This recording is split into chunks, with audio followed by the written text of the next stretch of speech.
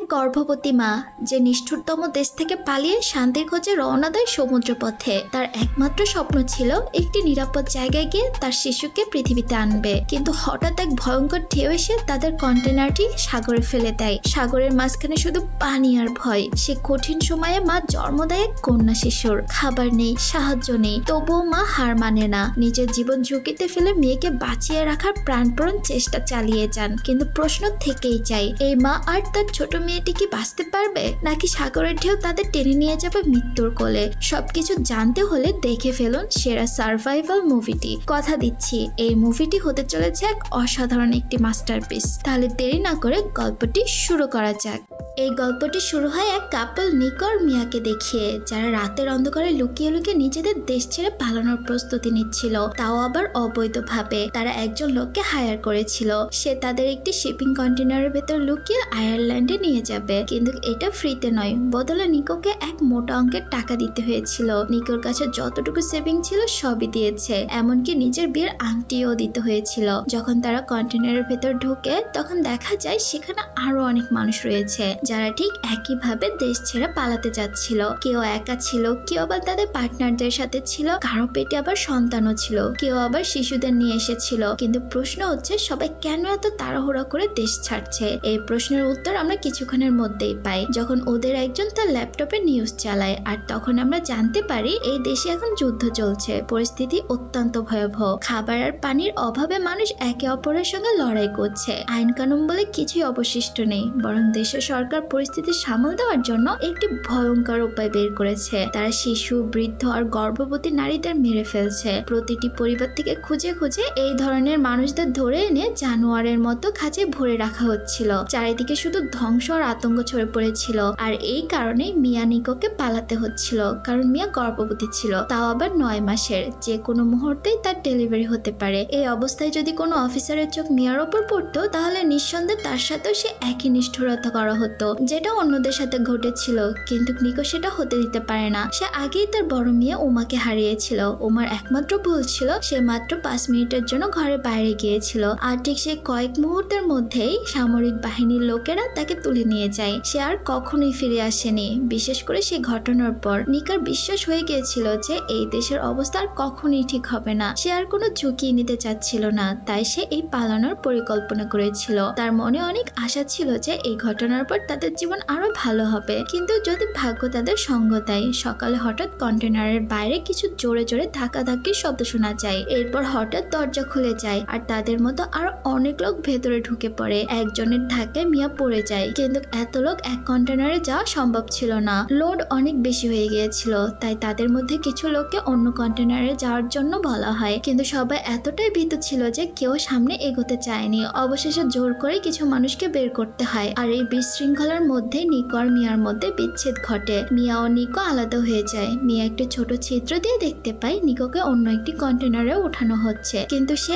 একা এখানে কি করবে? চিন্তায় তার হাত পা ঠান্ডা হয়ে যায়। তারপর সে নিকোকে ফোন করলে সে বলে, চিন্তা করো না, আমরা একই জায়গায় নামবো। কিন্তু তার আগে আরেকটি দুর্ঘটনা ঘটে। কিছু অফিসার তাদের গাড়ি থামিয়ে কন্টেনার চেক করতে আসে। ভাগ্যক্রমে এমন পরিস্থিতির জন্য কন্টেনারের সামনের দিকে একটি গোপন কক্ষ তৈরি করা হয়েছিল, যেখানে সবাই লুকাতে পারে। অফিসাররা দরজা খুলে দেখে কন্টেনারটা খালি, কিন্তু তারা খুব চালাক ছিল। তারা তাড়াতাড়ি ব্যাপারটা ধরে ফেলে এবং কথা বলে সবাইকে মানসিকভাবে প্রভাবিত করতে শুরু করে। এক পর্যায়ে একজন মেয়ে সেই গোপন দরজা খুলে দেয় আর সঙ্গে সঙ্গে অফিসাররা সবাইকে গুলি করে মেরে ফেলে। সৌভাগ্যক্রমে মিয়া ঠিক আগে একটি কাঠের বক্সের উপর উঠে গিয়েছিল, তাই কেউ তাকে দেখতে পায়নি। তারা সবাইকে মেরে ফেলে আর সব মৃতদেহ ও জিনিসপত্র বাইরে ফেলে দিয়ে সেখান থেকে চলে যায়। এত বড় কন্টেনারের ভেতরে একমাত্র মিয়াই জীবিত ছিল। প্রথমে সে অনেক অবাক হয়ে যায়। সে কিছুটা সময় নেয় স্বাভাবিক হতে। এরপর দরজা বন্ধ করতে সে প্রথমে নিকোকে মেসেজ পাঠায়, তাকে লুকিয়ে যেতে বলে, কিন্তু নিকোর কোনো উত্তরই আসে না। কিছুক্ষণ পর কন্টেনারটি বন্দরে পৌঁছায় এবং সেটিকে জাহাজে তোলা হয়। এখানে আমরা দেখতে পাই মিয়ার কন্টেনার, পাশাপাশি ওই কন্টেনারটাও তোলা হচ্ছে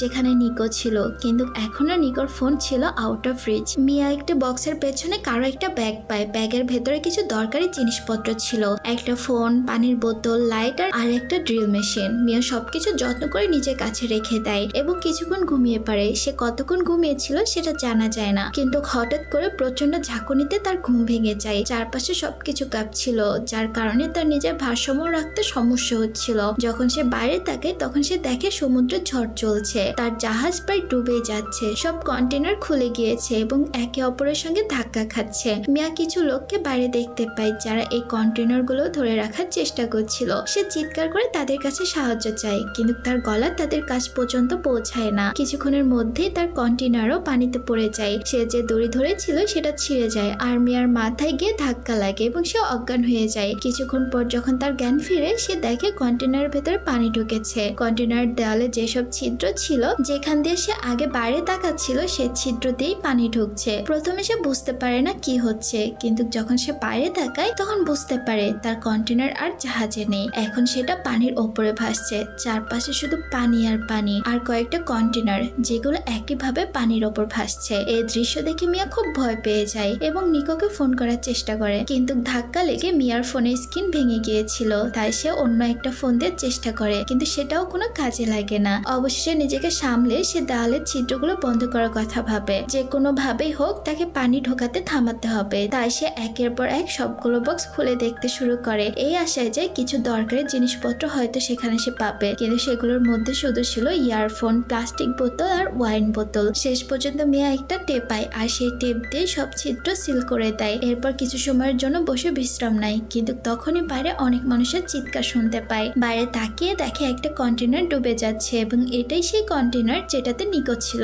এর মানে নিকো আর বেঁচে নেই। এই চিন্তায় মিয়ার মাথা কাজ করা বন্ধ করে দেয়। সে পাগলের মতো নিকোকে ফোন করতে শুরু করে, কিন্তু তার কোনো উত্তরই আসে না। একসময় মিয়া এতটাই হতাশ হয়ে পড়ে যে সে আত্মহত্যা করার কথা ভাবে। গত 2 দিন ধরে তার বাচ্চারও কোনো নড়াচড়া নেই। সে অনুভব করতে পারছিল না তার বাচ্চাকে। ওইদিকে নিকো আর নেই, তাহলে সে বেঁচে থেকে কি করবে? এই চিন্তা করে সে একটা ছুরি তুলে নেয়, কিন্তু ঠিক তখনই তার বাচ্চা তাকে একটা লাথি দেয়। সে তৎক্ষণিক ছুরি ফেলে দেয় আর কিছুক্ষণের জন্য ঘুমিয়ে পড়ে। ঘুমের মধ্যে সে খুবই ভয়ঙ্কর একটা স্বপ্ন দেখে। সে দেখে কন্টেনার পুরো পানিতে ভর্তি হয়ে গিয়েছে আর সে ডুবে যাচ্ছে। এই দুশ্চিন্তায় তার ঘুম ভেঙে যায় আর জেগে উঠে দেখে যে ছিদ্রগুলো সে সিল করেছিল তা আবারও খুলে গিয়েছে।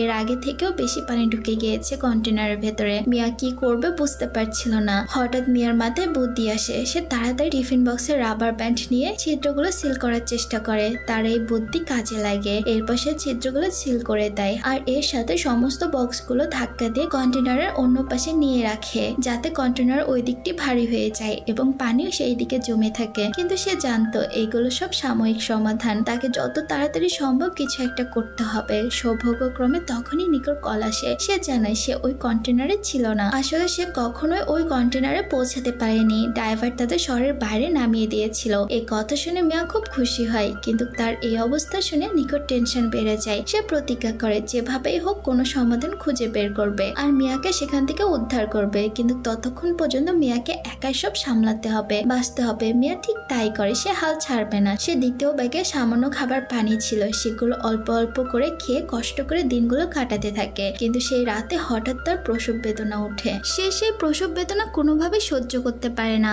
তার উপর বাইরে ঝড় বৃষ্টি শুরু হয়ে যায়, যার ফলে কন্টেনারটা আবারও নড়তে শুরু করে আর সব জিনিসপত্র ছড়িয়ে পড়তে শুরু করে। কন্টেনারে আবারও দ্রুত পানি ঢুকতে থাকে। এমন অবস্থাতেও মিয়া রাবার ব্যান্ড দিয়ে ছিদ্রগুলো সিল করে দেয় আর প্রচন্ড ব্যথা সহ্য করে। সে অনেক কষ্ট করে ঝড় বৃষ্টির মধ্যে একটি কন্যা সন্তানের জন্ম দেয়। সে তার নাম রাখে নোয়া। কয়েক ঘন্টা পর চারপাশে কি হচ্ছে সে কিছুই বুঝতে পারে না। এভাবে দেখতে দেখতে 3 দিন কেটে যায়। তার কাছে যতটুকু খাবার ছিল তাও প্রায় শেষ হয়ে যাচ্ছিল আর কন্টেনারের পানিরও স্তর ধীরে ধীরে বাড়ছিল। দিনে প্রচন্ড গরম আর রাতে কাঁপুনি ঠান্ডা শুরু হয়ে যায়। দুটোই ছিল চরম পর্যায়ে। বাচ্চার শরীরও খারাপ হতে শুরু করে। সে সিদ্ধান্ত নেয় যে কন্টেনারের সিলিং ড্রিল মেশিন দিয়ে ছিদ্র করবে। সে তা করতে শুরু করে যাতে বাইরের খোলা হাওয়া ভেতরে আসতে পারে। কিছুক্ষণ পর ড্রিল মেশিনটা কাজ করা বন্ধ করে দেয়। তখন সে ছুরি দিয়ে কাজ চালাতে থাকে, কিন্তু এতে তার পুরো হাতে ফোসকা পড়ে যায়। এদিকে সে প্রচন্ড ক্ষুধার্ত ছিল।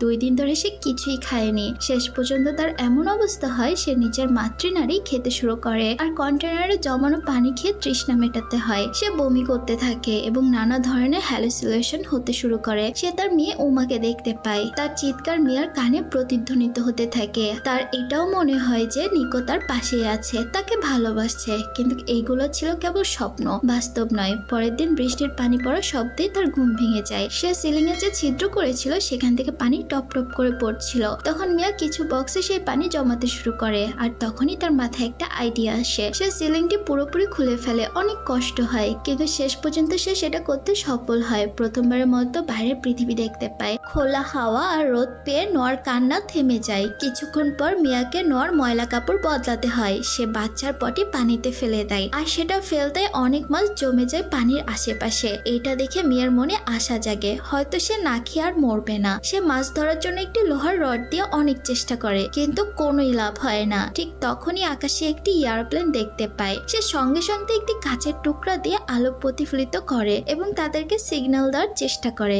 কিন্তু এইবারও কোনো ফল হয় না। উল্টো এই তাড়াহুড়ায় তার পা গভীরভাবে কেটে যায়। প্রচুর পরিমাণ রক্তপাত হচ্ছিল, যা থামানো খুবই জরুরি ছিল। তাই মিয়া প্রথমে ওই জায়গায় অ্যালকোহল দিয়ে জীবাণুমুক্ত করে। এরপর একটি তার দিয়ে সেই ক্ষত সেলাই করে ফেলে। খুব কষ্ট হয়, কিন্তু সে তার মেয়ের জন্য সবকিছু সহ্য করে নেয়। সে রাতেই সে ইয়ারফোনের তার দিয়ে একটি জাল তৈরি করে, যাতে পরের দিন মাছ ধরতে কোনো সমস্যা না হয়। আর সত্যি পরের দিন সে একটি মাছও ধরতে পারে, আর সেই মাছ কাঁচাই খেয়ে ফেলে। তার পেটও ভরে যায়, আর তার বাচ্চাকে পেট ভরে দুধও খাওয়াতে পারে। এভাবে দেখতে দেখতে 9 দিন কেটে যায়। মিয়া কন্টেনারের ভেতরে থেকে পানি বের করার অনেক চেষ্টা করছিল, কিন্তু কোনোই লাভ হচ্ছিল না। তার কাছে যতগুলো কাগজ ছিল তাতে নিজের পরিস্থিতি লেখে একটা চিঠি তৈরি করে। সেই চিঠিগুলো সে বক্সের ভেতরে সমুদ্রে ভাসিয়ে দেয়, যদি কেউ সেটা দেখে ফেলে আর তাদেরকে সাহায্য করতে এগিয়ে আসে। এর সাথে সাথে সে নিকোর নাম্বারে বারবার ফোন করতে থাকে, কিন্তু নিকো তার ফোন ধরেই না। তার একটা ফোন তো পানিতে নষ্টই হয়ে গিয়েছিল,